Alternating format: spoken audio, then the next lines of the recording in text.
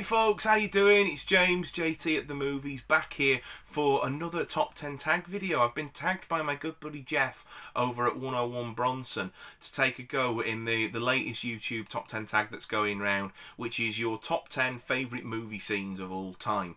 So, much like Jeff, and I'm sure a lot of our other sort of YouTubing peers, I really struggled to put this list together. And when I've sort of spent the last sort of 20 minutes thinking about it, the list that I've come up with here is what I'm going to run with. But I'm sure if I spent some real time thinking about it, I could go, oh, well, there's that, and oh, but there's that. And anyway, I feel that this list fairly represents what I think my top 10 favourite scenes are as well.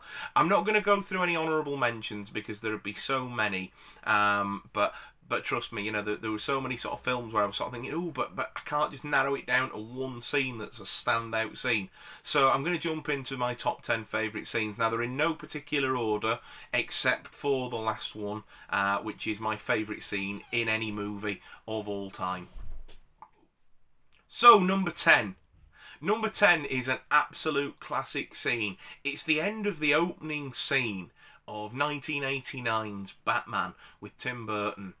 Two burglars have just mugged a family and they're on the roof of a really shadowy, grim building counting the money from the wallet and the purse that they've stolen, and they're swapping stories and urban legends about the mysterious Batman that's supposedly roaming the rooftops and the streets of Gotham and taking out the villains and the underworld of the city.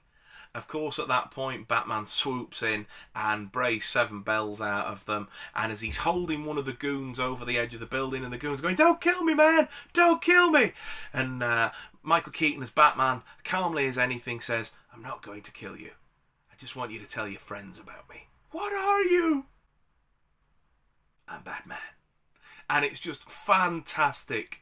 He doesn't need to do any over-the-top silly voice or any really out there theatrics, he says, guy wearing a bat costume. But you know what I mean? Just an absolutely fantastic scene, and it sets the tone for the two Burton films that we got. There's just that one little scene. I absolutely love it. My next favourite scene is another opening scene in a film. I promise you they're not all opening scenes, folks. But this one is when the James Bond series went through a soft reboot in 2006 and decided to reboot the timeline with Daniel Craig. The film shows 007 getting his 007 status. And to do that, you need 2 kills on your file. The opening sequence is shot in black and white and is mostly a dialogue between a section chief and James Bond, as it shows you his first kill. And then at the end of the scene, it's revealed that obviously the man that Bond is chatting to is actually a double agent, and Bond then kills him as well. And it's just the brilliant scene where the head of section goes, "Don't worry, the second is," Bond shoots him and goes, "Yes, considerably." Referring to that the second kill is easier than the first and doesn't take as much of a toll on the mind. And then at that point, we go back to the flashback. Bond turns round to take the fatal shot to the first guy that we've seen him sort of killing in the cutaway flashback. And as he shoots, the gun barrel scene comes across and the blood runs down, and we go into the fantastic title sequence. I absolutely adore that scene. The next scene comes from another one of my favourite films of all time, again from 1989. Such a good year for films is 1989. It's James Cameron's The Abyss, and the scene in particular that I have always loved in that film is the scene where Bud and Lindsay are having to make their way back from the broken sort of, you know, the broken vessel, and they're going to have to swim out in the water and get back to the diving chamber of the main rig. Of course, Lindsay doesn't make it, and she's presumed dead from drowning. The guys try to resuscitate her, and Bud's getting more and more sort of frustrated and emotional as the revival is just not working, and he's getting more and more violent with the resuscitation techniques, and then he screams at her, "God damn it, you've never backed away from a fight!" And it's just absolutely sort of, you know, really edgy your seat sort of, you know, really emotional stuff in a really great sci-fi film already. And of course she comes round and it begins the sort of the start of their reconciliation of their marriage, because they're estranged and soon to be divorced. And I just absolutely love that scene. I think most of the actors who shot that scene don't really care for it, but I think it's a really emotionally poignant moment in the film. The next one, just a really quick one-liner scene, but it always makes me laugh. It's from Total Recall, 1990. Arnold Schwarzenegger, he's on Mars, and Sharon Stone, his wife Laurie, has come to supposedly talk him out of the dream. And of course, you know, she's not really going to do that. She's preparing to kill him. But Arnie gets the one-up on her and shoots her, and consider that your divorce. Can't do an Arnie impression. I tell you what, Jeff, if you want to do one, mate, and send it over, I'll drop the audio in. But yeah, consider that your divorce, and he shoots her between the eyes. She drops dead. Fantastic stuff. Love it. The next one again is from one of my favourite films of all time, and it's 1993's The Fugitive, and the scene in particular that sticks out to me is the scene where Richard Kimball has been to the county jail in Chicago to go and meet with a potential one-armed man when he's trying to eliminate suspects in his wife's murder, and straight away you're already on the edge of your seat because this is a wanted fugitive going to a prison to go and visit somebody.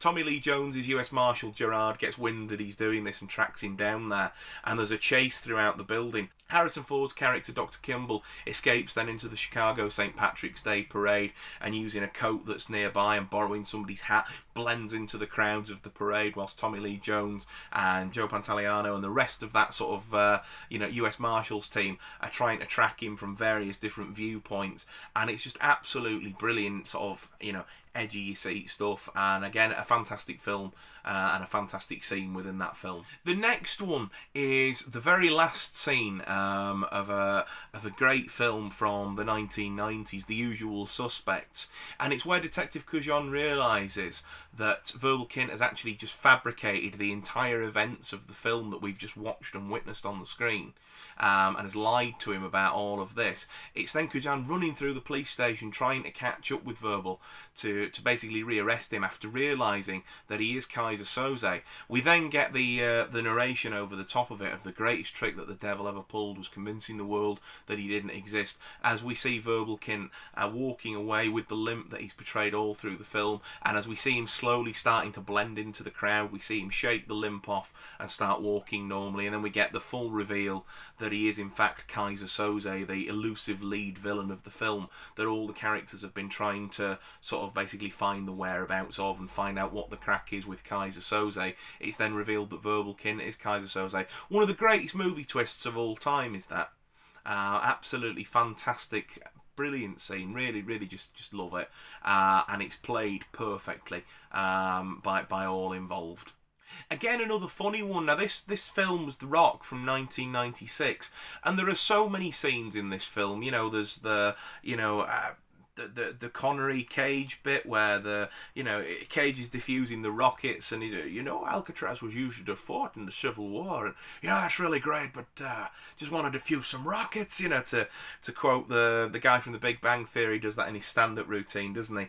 And obviously it is a scene in the film as well. But the scene that I've gone for is Nicolas Cage and Tony Todd in one of the final showdowns of the film, and Nick Cage is desperately trying to stall and buy time, and he's like, "Come on, I think we got off on the wrong foot. Stanley Goodspeed. Now, do you like music? How about the Elton John song Rocket Man?" And Tony Todd's like, "I don't like candy ass music," and just really looking menacing, like he's about to rip Nick Cage from limb to limb. And Nick Cage, deadpan as anything, goes, "Well, the only reason I bring it up is because it's you.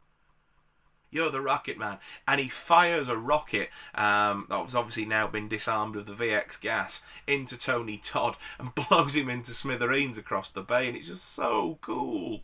Absolutely love it. So that's my scene for that. The next one's a really quite an emotional scene from a really, really old film. Frank Capra's It's a Wonderful Life from 1941, and it moves me to tears whenever I watch it, without fail.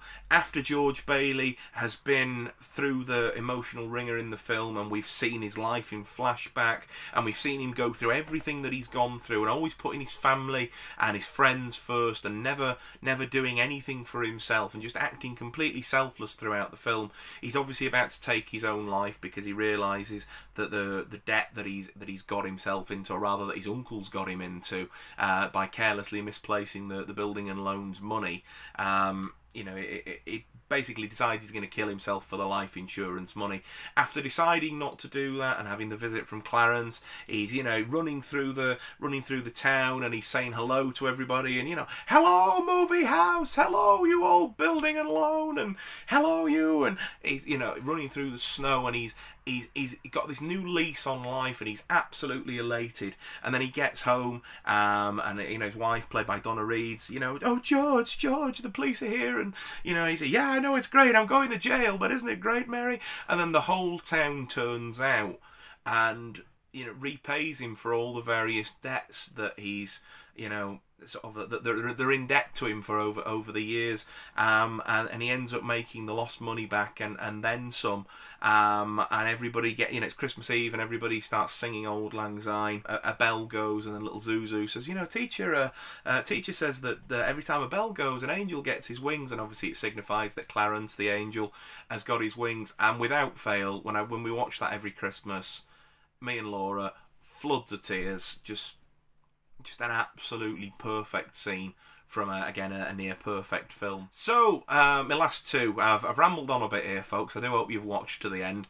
So it's from Star Wars, 1977, Star Wars: A New Hope, and it's the scene where the rebels are attacking the Death Star, and Luke is leading the pilots down doing the gully run, and he's there, and Obi-Wan's talking to him, use the Force, and he's about to blast down the thing. Vader's hotting on his tail, and Luke's not sure whether he's done for or not, and then all of a sudden all we hear over the radio is this "Yee-haw!" And it's Han Solo, who's had a change of heart and come back to help in the fight in the Millennium Falcon. He assists Luke Skywalker. Luke takes aim, fires down the exhaust port of the Death Star. It goes into the reactor. Kaboom! Everything's done, dusted, and just a brilliant sort of climax of a third act of a film. And then obviously we get the little epilogue scene after it where they're getting their medals, and everyone's all sort of celebrating and reconciling at the end. But absolutely just a brilliant scene. My favourite scene in all of Star Wars is that. I absolutely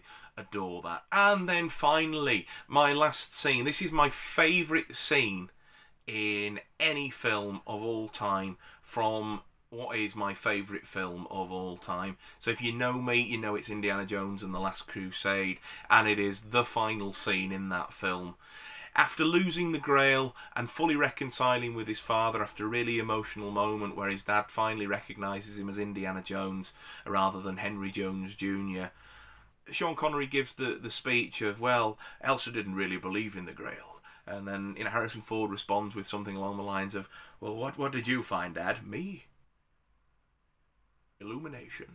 And then we get the fantastic scene where Marcus Brody is, Henry, Indy, follow me, I know the way, yeah, and off he goes, and it's absolutely brilliant. And then in a callback to a scene earlier in the film, Connery, just completely serious as anything, turns to Ford and goes, got lost in his own museum, huh? And then Indy's, yes sir, follow me, after you, Junior, and all that. And then literally the characters ride off into the sunset. The four of them, the sun's setting behind them, the Raiders March plays, and it is the perfect ending to any film ever. And I won't hear different. So there you go, folks. That has been my top 10 tag favourite movie scenes of all time. Like I say, I've not spent much time thinking about this, but these were the ones that immediately came to mind, so I went with them. Now, of course, I'm going to tag a few people as well. I want to tag my good buddy Phil Graham, who actually has a podcast with me named after that scene that we've just talked about, called Lost in His Own Museum. He's recently started his own YouTube channel up again called Phil's AV Club, and he put a video out on that a couple of weeks ago where he did a top 10 list, so this will be absolutely up his street. So Phil, you're nominated, mate, absolutely. I want to nominate Eastwood For Life Fan, and I also want to nominate John over at Mondo Chelloveck and Jake Blower at Jake Talks Movies. So you guys, if you see this, get yourselves a video done, and then don't forget to tag some more YouTubers, and let's keep this going.